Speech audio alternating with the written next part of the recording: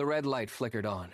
Ryan leaned into the microphone, his fingers brushing the polished metal of his desk. 500 episodes. 500 hours of dissecting the lives of the elite. He adjusted his position, ensuring the frame captured the right angle of the room. Every element of the studio was a calculated choice, designed to signal a specific kind of success. He glanced at his reflection in the dark monitor, checking his posture. For years, he had built his identity around the symbols of the top 1%, the private jets, the high-end hardware, the constant display of excess. He believed wealth was a loud, visible performance.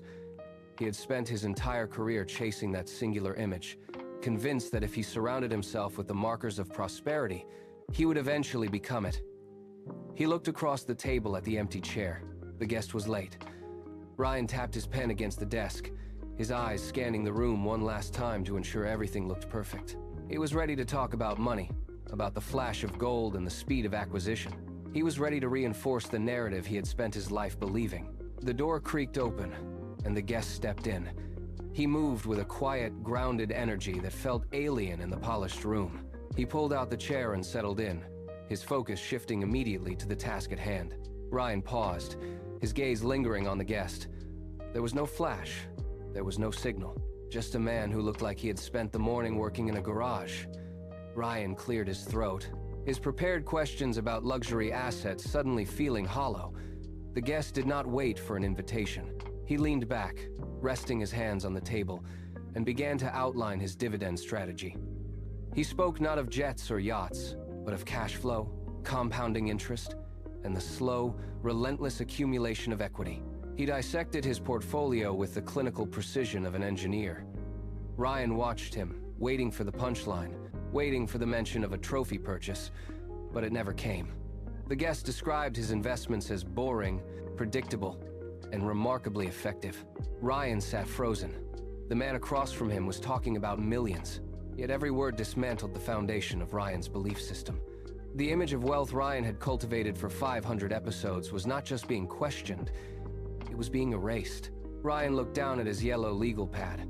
His handwriting, usually bold and confident, suddenly looked like the scribbles of a child. He stared at the list of topics he had prepared: luxury car reviews, designer brand partnerships, and the aesthetics of high-end living. Each word felt like a personal indictment. He thought of his bank account. He thought of the monthly payments draining his income for a vehicle he rarely drove, and the closet full of labels he had purchased simply to be seen in certain circles. He had spent years performing for an audience he did not even like, trading his future for the approval of strangers. The silence in the room grew heavy. He gripped his pen so hard his knuckles turned white. The realization was not a thought. It was a physical weight pressing against his chest. He saw his own life in the margins of those notes, a hollow construction of debt and vanity. He glanced at the guest again, then back at his own empty, superficial goals. The shame was sharp, immediate, and impossible to ignore. He felt the heat rising in his face as he realized that every dollar he had spent to look successful had only moved him further away from actual ownership. He was not a host. He was a consumer trapped in his own set. The guest watched Ryan, sensing the shift in the room. He reached into his pocket and pulled out a wallet. It was battered, worn smooth at the corners, and held together by nothing more than time and utility. He set it on the table between them and tapped it twice with a calloused index finger. "Assets impress me more than appearances," he said. The words were quiet, devoid of posturing, yet they landed in the room with the force of a physical blow. Ryan felt the air leave his lungs.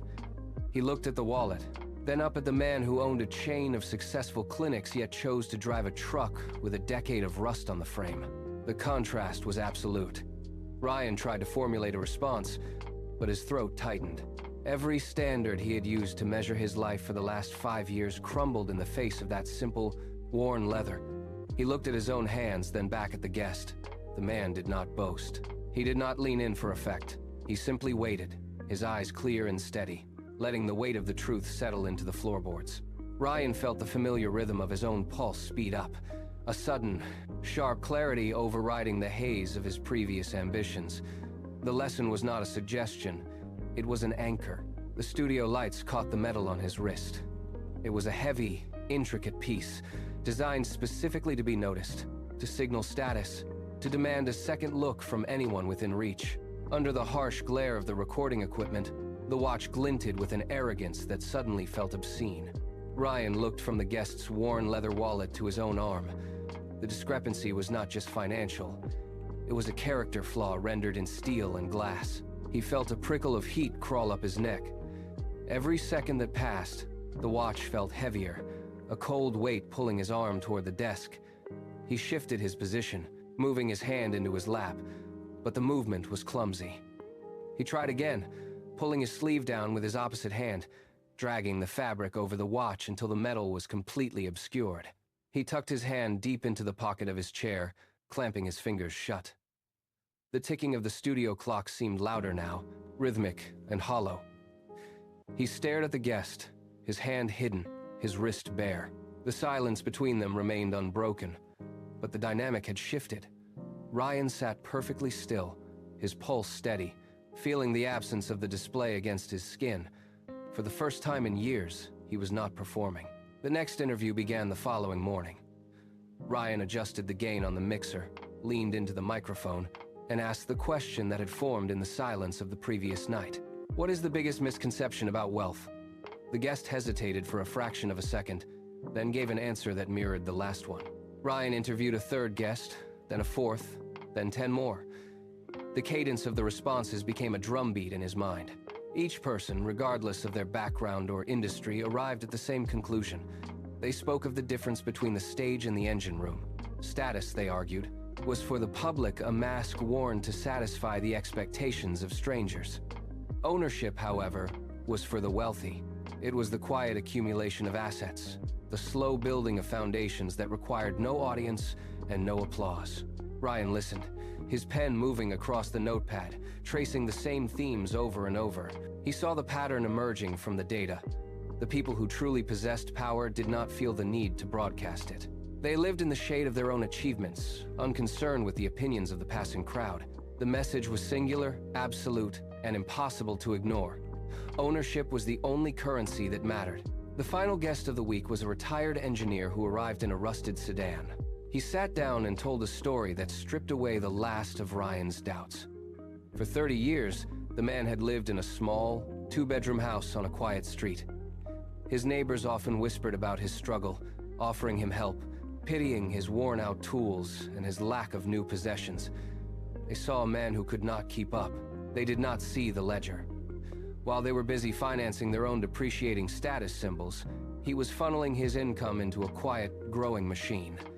They thought I was failing, the engineer said, his voice level and devoid of ego. But I was buying my freedom one share at a time.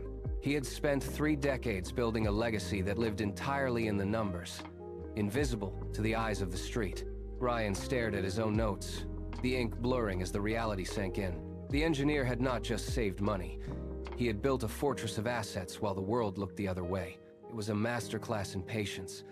Ryan closed his notebook, the sound of the cover snapping shut echoing in the small, dim room. He had found the blueprint.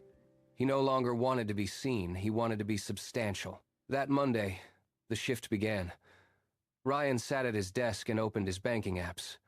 One by one, he canceled the subscriptions and recurring payments that fed his former life. The luxury brands, the high-end memberships, the vanity expenses, they were gone in a sequence of clicks. He did not announce it. He did not post a final message to his followers. He simply stopped. He purged his social media accounts, deleting the photos and the updates that existed only to signal success to strangers. The silence that followed was heavy, but it was also clean. Every dollar that used to go toward projecting an image now flowed into low-cost index funds and small, overlooked business ventures. He felt the weight of his old habits lifting as he moved his capital into the shadows. He was no longer playing the game of appearances. He tracked his progress on a private spreadsheet, watching the numbers climb without the need for an audience. The transition was absolute. He stopped looking for validation in the comments section and started finding it in the growth of his assets. He was building in the dark, and for the first time, he felt the thrill of true ownership.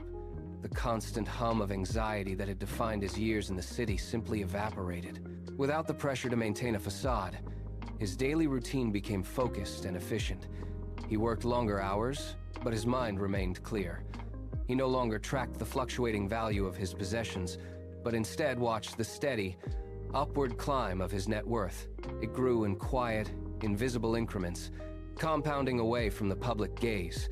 There were no spikes, no dramatic headlines, only the relentless, mathematical progress of his assets. Months passed in this rhythm. One evening, alone in the studio, he pulled up the year-end financial statement. The total was staggering.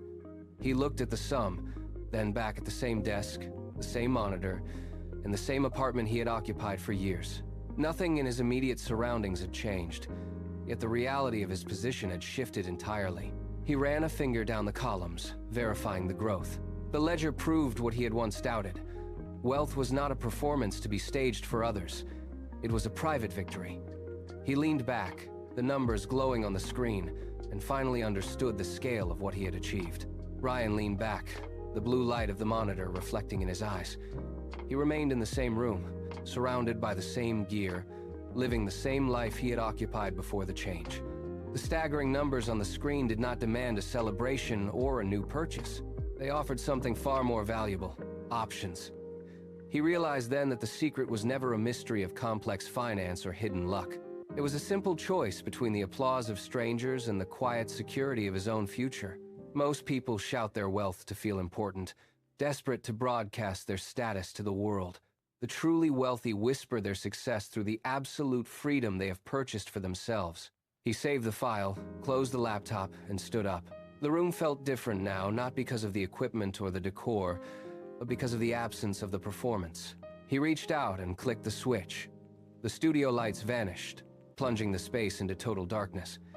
He stood in the quiet, no longer looking for an audience, no longer needing to prove his worth. Money talks, but he had finally learned that wealth chooses to whisper.